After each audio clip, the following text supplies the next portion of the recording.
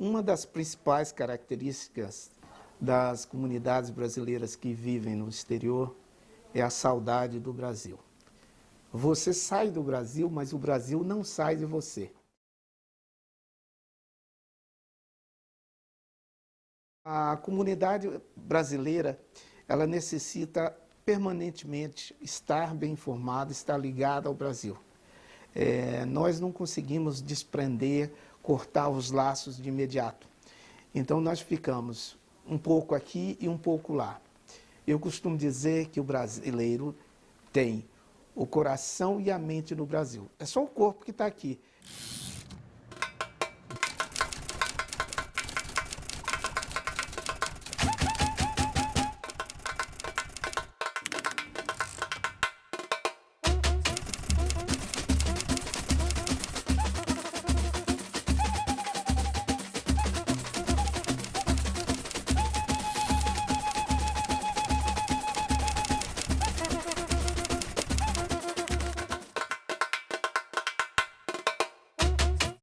Ela tem um papel muito grande enquanto veículo de informação.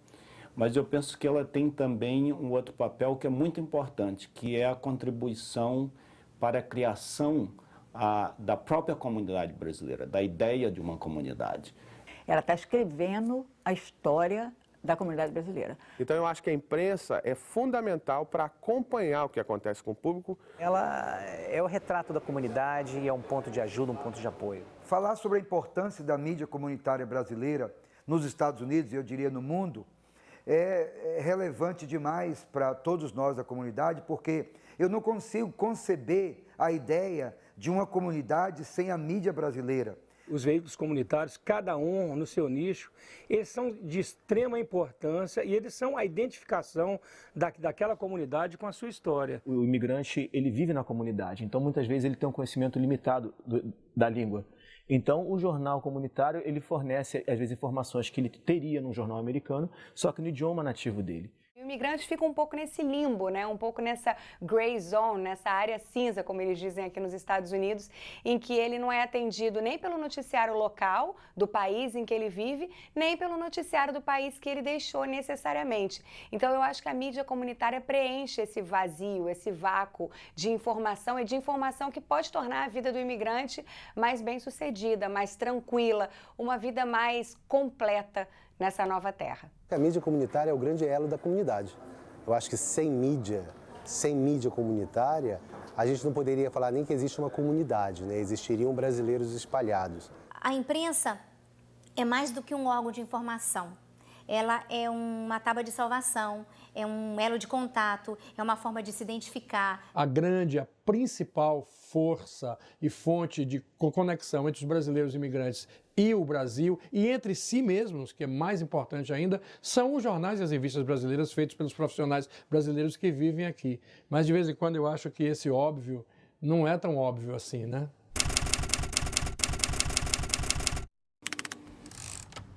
Quando eu cheguei nesse país, há muitos anos atrás, em 65, você não tinha nenhuma informação sobre o Brasil. Quer dizer, não existia meios de comunicações que você pudesse colher informações. A única informação que nós tínhamos sobre o Brasil era ficar no aeroporto, quando chegava a Varig, que já não existe mais, e tentar pegar os jornais que os passageiros tinham na mão vindo do Brasil. Um amigo meu, chamado Abrão Udla, ele me propôs que montássemos um jornal. Eu fiquei relutante um pouquinho, porque não havia meios. Então eu resolvi visitá-lo e ver quais eram as possibilidades. Eram boas, comecei a fazer o jornal. E foi um sucesso, não existia nenhum veículo de comunicação brasileira nos Estados Unidos. Nem a tipagem existia em português do Brasil. Eu tinha que atravessar madrugadas para ir a Newark, New Jersey, que é um estado ao lado, onde existia composição com tipos em português. O Jornal de Brasília foi fundado em 1972 com o objetivo principal de manter acesa uma relação entre o brasileiro que vive nos Estados Unidos e o Brasil. Por ser um jornal bilíngue, faz um trabalho de ligação entre o brasileiro, para ele não esquecer as raízes, e o americano para ele descobrir o Brasil que ele não conhece. A princípio não tinha a mínima ideia de jornal nenhum, mas a gente tinha um problema de dificuldade para conseguir leitura de jornais aqui. Alguém trazia de Nova York uma vez por mês, ou quando você ia lá, você comprava. Há 20 anos atrás, nós não tínhamos meios, pelo menos pela parte financeira, de pagar agências para pegar notícias e coisas. Então, a gente trabalhava mais ou menos dentro das possibilidades. Então, muitos veículos, o Gazeta mesmo começou, com recortes da Veja, com recortes das revistas Manchete, do jornal O Globo, do Diário das Américas, né? Nós tínhamos todo esse arsenal de meios para levantar as notícias. Foi quando começou mesmo a comunidade brasileira aqui nos Estados Unidos, foi uma época bem difícil, a comunidade era pequena, o comércio praticamente não existia. Até mesmo os jogos de futebol eram transmitidos pelos jornais comunitários, os resultados. Você ficava sabendo um mês depois se o seu time ganhou ou perdeu. E as notícias vinham, chegavam, eram difíceis de chegar até nós naquela época. Né? Era muito difícil você receber um fax, de repente era o telex que funcionava. Eu me imprimia no Home Depot. Eu imprimia assim 100, 200 cópias. E levava nos lugares onde tinha a comunidade brasileira, restaurante, lojas, etc., deixava as coisas. E era uma folha só com resumo do que tinha no estado de São Paulo, que eram informações de ontem. Eu falei, poxa, como é que eu posso mandar isso por fax? E a coisa chegou a tal ponto que cheguei a 360 diariamente, aliás, toda noite.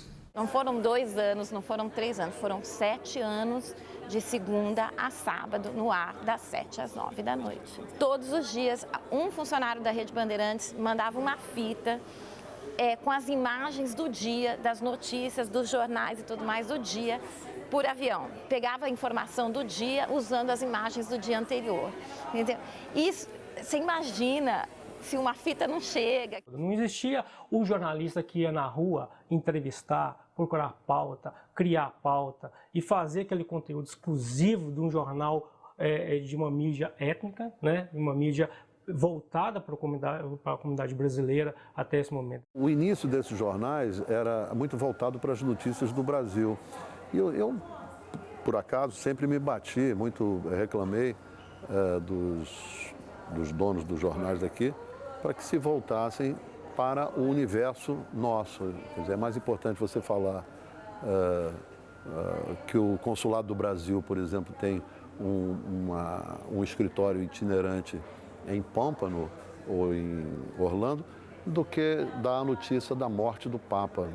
A partir dos anos 90, 91, 92, acho que 90 mesmo, os jornais brasileiros no exterior, principalmente aqui na Flórida, em Boston, Nova York, começaram a se dedicar a cobrir tudo o que acontecia na comunidade. Isso fez com que os jornais começassem a crescer, a poder vender mais seus anúncios locais, a poder ter uma função de enunciar para o brasileiro os seus direitos como imigrante. Logo em seguida, o sucesso financeiro do jornal me permitiu contratar pessoas para me ajudarem a fazer todas essas atividades e a começar um tipo de jornalismo local que é voltado focado exclusivamente na comunidade, nas notícias do que acontece na comunidade e não somente fazer reprodução de notícias de outros veículos maiores que nós.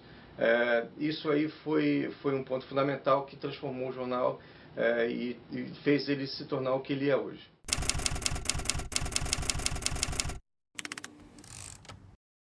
A gente acaba sendo obrigado a ser meio bombril, né? Se virar nos 30. Então, um dia você precisa de uma pessoa para tirar foto, de alguém para colocar alguma coisa no site, e como as redações são muito enxutas, com poucos profissionais, quer dizer, não tem outra alternativa. A comunidade cresceu e nós crescemos com a comunidade. Mas até hoje, eu acho que na mídia comunitária, nós fazemos de tudo.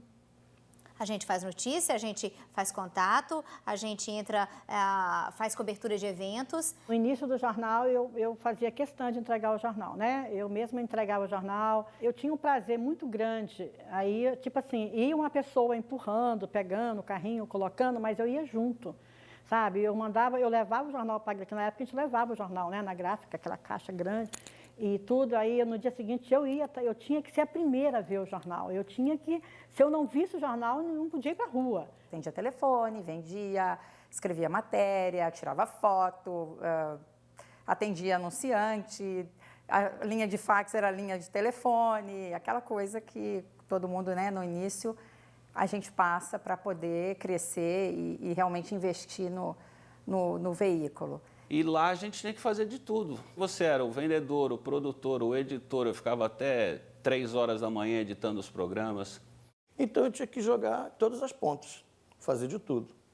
Eu virava a madrugada distribuindo, sabe? Eu fazia cobertura em festas, eventos e por aí, por diante, durante muito tempo. Durante 8 ou 9 meses eu trabalhei inteiramente sozinho, paginando o jornal, fazendo os anúncios, cobrando, distribuindo, enfim, todo o trabalho que era preciso para fazer ele circular. Para aprender o jornalismo, para mim, é uma grande escola, mídia comunitária, então tudo que é assunto eu já escrevi um pouco hoje em dia. E eu acho que se eu tivesse entrado num grande jornal, eu estaria bastante segmentado.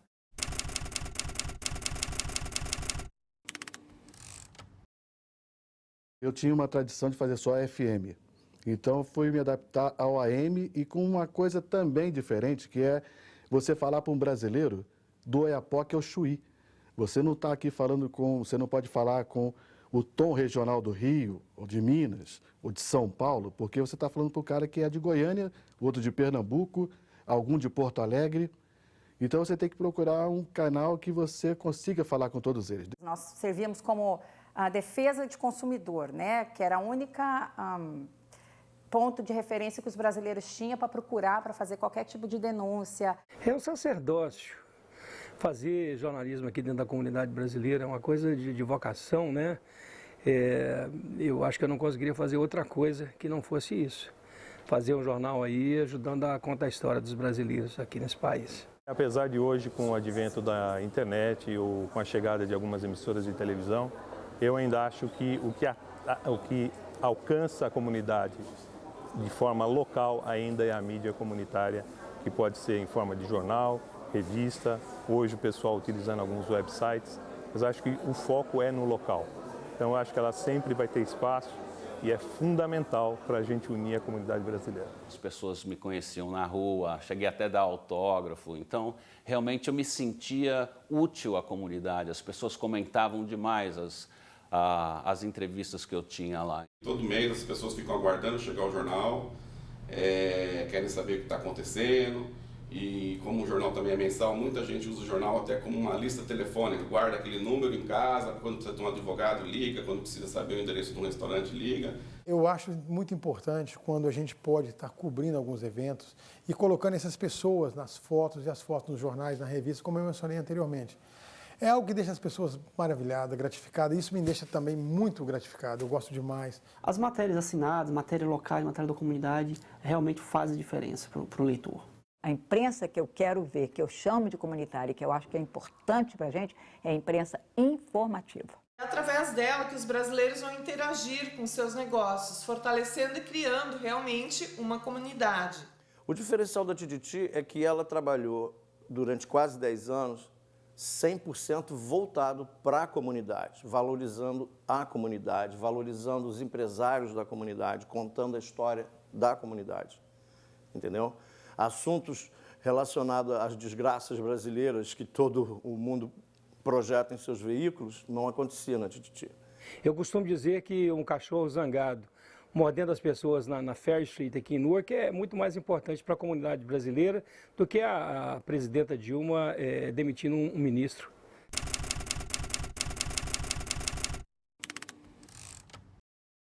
Eu sinto falta de ter mais profissionais, de fato, de comunicação atuando aqui na área, mas de qualquer maneira existem poucos profissionais formados em jornalismo, em publicidade, em marketing que estejam vivendo aqui. Essa carência de profissionais termina sendo suprida por empreendedores, por pessoas que não têm formação em comunicação e que de fato vêm oferecer as informações que a comunidade precisa. Eu jamais botaria um jaleco branco, entraria no hospital e falaria que eu sou médico, porque eu não estudei medicina. tem muitos e excelentes jornalistas profissionais, que isso é muito importante, não só no meio amador, né, mas no meio profissional, para poder trazer, poder prestar, né, um serviço de qualidade para a comunidade, porque afinal de contas a comunidade merece algo de qualidade, né? Muitas vezes o jornalista ele está jornalista, ele não é jornalista. Isso não é um demérito. Então ele está ali, ele tem um part-time e está ali fazendo um jornal nas horas vagas ou de certa forma como uma outra fonte de renda e não está preocupado com essa questão. Se você faz com que a comunidade tenha as informações mais precisas, mais verdadeiras, você tem uma comunidade mais saudável, né? Ainda mais quando você está numa mídia comunitária, que nem todos, aliás, a grande maioria não é de pessoas formadas, a gente vê que consegue fazer essa grande diferença. De uns 10 anos para cá, você encontra profissionais da área. Antes eram aventureiros, né? Então agora você já identifica pessoas do ramo. Essa seleção natural que está havendo, inclusive até a seleção feita pelo anunciante, né? O anunciante testa, coloca a sua marca, o seu produto num programa que não foi preparado e ele só coloca por causa do preço e não tem resultado, então jogou dinheiro fora. E acredito que todos os jornais comunitários ainda são assim, é o dono que faz quase tudo, porque o mercado não é competitivo bastante para ter um jornal comunitário a nível super profissional. No caso da imprensa comunitária brasileira, eu acho que já foi pior. No início, era muito difícil você ter um jornalista assim, de formação, tal. Era muito raro.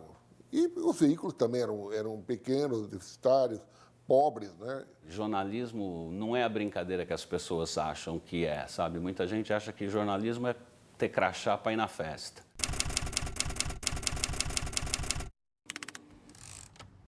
O Brasília Press Award é de extrema importância porque ele confere valor às pessoas da comunidade brasileira, às pessoas que estão escrevendo essa história de uma forma muito bonita. É um momento em que os nossos profissionais de mídia estão reunidos e recebendo seus prêmios, recebendo a valorização pelo trabalho que realizam. Como nós já ganhamos desde o início, que teve essa categoria no Press Award, então nós ficamos como uma referência do que é uma web TV, né? Entendeu? E surgiram outras pessoas tão boas que, poxa, que bacana, isso está crescendo e é tão gratificante ter o reconhecimento do Press Award. No primeiro ano da revista, nós fomos condecorados, que eu acho que é uma condecoração. Eu acho que o Press Award, para a comunidade brasileira, é uma condecoração. Então, é uma honra ao mérito. Isso é que eu acho que fortalece a vontade de fazer bem e bem feito.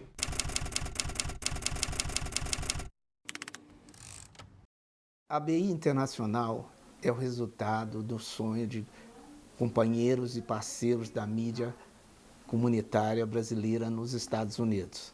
Carlos Borges, Roberto Lima e eu tivemos a ideia de criarmos uma organização que pudesse aglutinar toda a mídia comunitária brasileira no exterior e assim criarmos uma força para descobrirmos possibilidades, defendermos interesses da classe, enfim, sermos vistos como uma mídia de fato.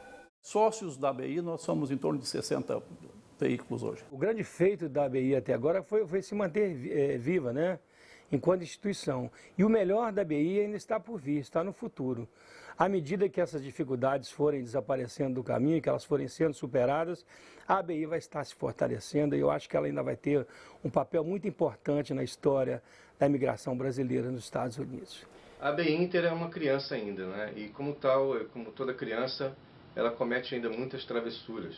Mas eu ainda acredito que ela vai se tornar um dia um instrumento de representatividade legítima da comunidade, do jornalismo brasileiro no exterior. A própria Associação Brasileira de Imprensa precisa ter um pouco mais de empenho em relação a essa comunidade, em que a gente possa trabalhar com as pessoas com muito mais seriedade. A ABI para mim foi uma luz, esperando que pudesse ser um órgão fiscalizador da própria mídia comunitária.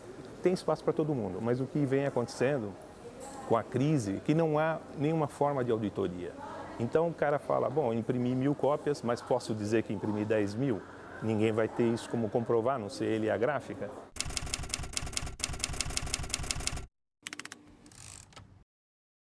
sobreviver da mídia comunitária, eu acho que é uma coisa plenamente plausível. O mercado é um mercado um pouco desgastado, porque nós temos várias mídias. Na verdade, dá para viver, mas não dá para viver bem. E eu acho que a mídia comunitária ela é mais paixão, é mais compromisso com o leitor, compromisso com o público. Caro para quem paga e é ruim para quem recebe, porque você sabe que o dono do veículo está fazendo o possível para te pagar. A gente tem feito até hoje a revista por amor. Financeiramente não é um bom negócio. Agora, que você fica conceituado na comunidade, fica respeitado. Eu tenho o privilégio de, há 12 anos e meio, viver do jornalismo. E o desejo meu é que outros tantos pudessem também viver do jornalismo. Que eu acho que a comunidade merece, a comunidade precisa e tem necessidade disso. Eu sempre falo que na América todo negócio é bom, porque você tem público para todo mundo, não importa o tamanho da sua empresa. No nosso caso, não dá para sobreviver da mídia comunitária. A nossa mídia é um pouco diferente, né? A gente faz vídeos, produz vídeos, então, querendo ou não, ainda é novo. Então, você sobreviver de uma mídia comunitária que produz vídeo, eu diria que aqui nos Estados Unidos é quase impossível. É quase impossível, mas a nossa ideia nunca foi ganhar dinheiro com isso. Enquanto um jornal americano tem 3 formas de ganho, né? A venda no ponto de venda, a assinatura e mais os anúncios. A imprensa brasileira é como se fosse um banco de um pé só, que seria, esse pé seria o anúncio. Mas começar pela atitude que varia dos clientes entre aqueles que realmente reconhecem a importância não só comercial, mas a importância institucional.